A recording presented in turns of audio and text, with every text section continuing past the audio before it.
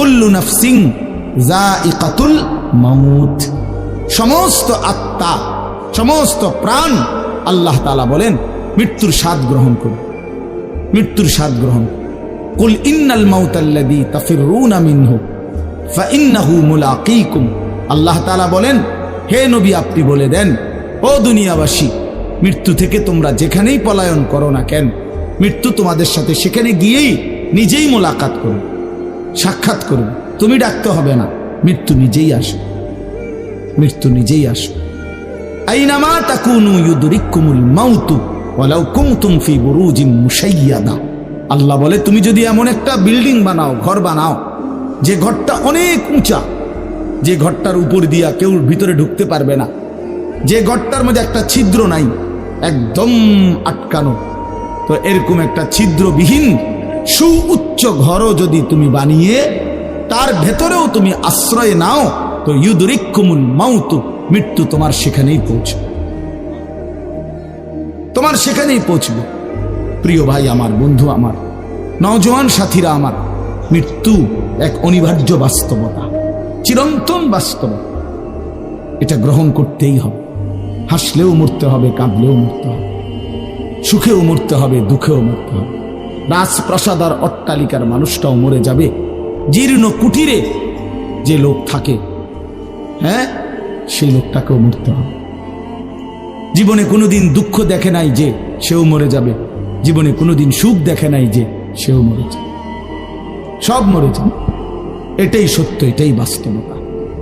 অতএব মৃত্যু এক অনিবার্য বাস্তবতা, এটা গ্রহণ করতেই হবে। এটা যদি আমরা মনে রাখি তো আমাদের জীবন অনেক সুন্দর হইত, অনেক সুন্দর হইত। রাসূলুল্লাহ সাল্লাল্লাহু আলাইহি ওয়াসাল্লাম বলছেন আকসিরু যিকরা হাদিমিল লাযযাত ইয়ানি আল মাউত, আল্লাহর নবী বলেন আমার উম্মত তোমরা বেশি বেশি ওই জিনিসটা স্মরণ করো যে জিনিস তোমাদের সমস্ত স্বাদ, আনন্দ, আহ্লাদ চিরতরে মিটাই দিবে, তোমারে চিরস্তব্ধ করে দিবে। জলজ্জান্ত মানুষটা আমাদের সামনে হাঁটতো, চলতো, উঠতো, বসতো, ঘুরতো, ফিরতো, হ্যাঁ, সেই মানুষটা মনে করেন আমার চোখের সামনে নাই, তার লাশ আমার সামনে, আহা সেই লোকটা স্তব্ধ। পৃথিবীর কত মানুষ কত আওয়াজ করতেছে, কত শোরগোল করতেছে, কিন্তু এই লোকটা হাতও নাড়ে না, পাও নাড়ে না, চোখও মেলে না, আর কিছু করে না। এ কি আশ্চর্য বিষয়, চোখের সামনের এই মানুষটা নাই, কি হলো তার? কে তারে থামাই দিল? কে তারে স্তব্ধ করে? এ তো আমার মতো ঘুরতো, ফিরতো, হাঁটতো। আহ, আমার আব্বারে আমি কত দেখছি, একদিন আমার আব্বা চলে গেল। আমার দাদারে আমি কত দেখছি, আমার দাদা একদিন চলে গেল। আমার জ্যাঠারে আমি দেখে আসছি, দোয়া করে আসছি, ফুঁ দিয়ে আসছি।